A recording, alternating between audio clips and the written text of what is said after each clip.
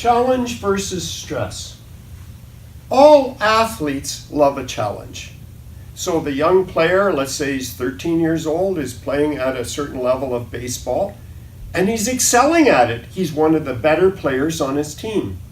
And next year he tries out for a higher level team to take on the challenge of faster, better pitching, or if he's a pitcher, better hitters, and so on. So he likes to increase the level of challenge. So what happens for the athlete is he increases the challenge level up and up and up, each year taking on more challenges, more challenges, more challenges. But at some point, either in a game or in the year, if the challenge becomes too great, what happens is he experiences stress. And when stress strikes, the performance tanks. So the challenge versus stress situation is what's happening to these athletes in the game of baseball. So they're going along hitting fine in the game, and they're hitting fine in the game, or they're pitching well in the game.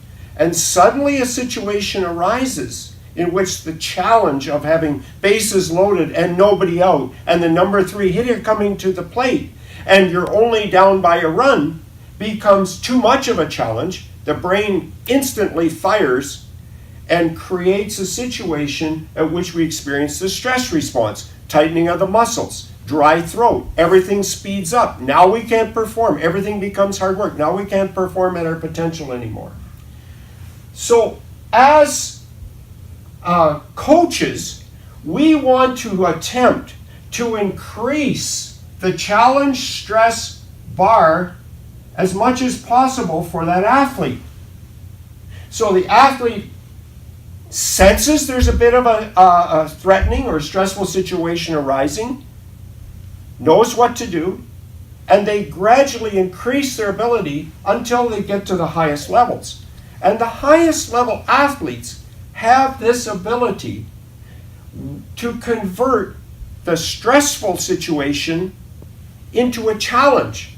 So for what a lot of athletes they experience as a serious obstacle, the best athletes look at it as a series of challenges, exciting challenges.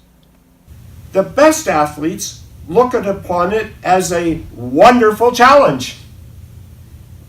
And that's the requirement to help these athletes to perform better. Baseball has many moments in it which can be very threatening. And if we don't have training of how to deal with these threatening moments, we're going to experience all the downfalls of what stress does to the athlete.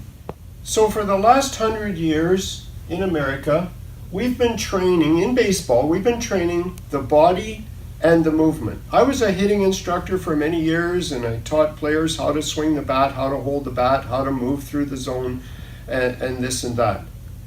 But the piece that's been missing has been, how does the mind work in these situations? Now let's go back to what I told you about the martial artists. A samurai warrior who might go into battle and experience frustration, tension, worry, doubt, and so on, wouldn't just strike out, he'd be dead.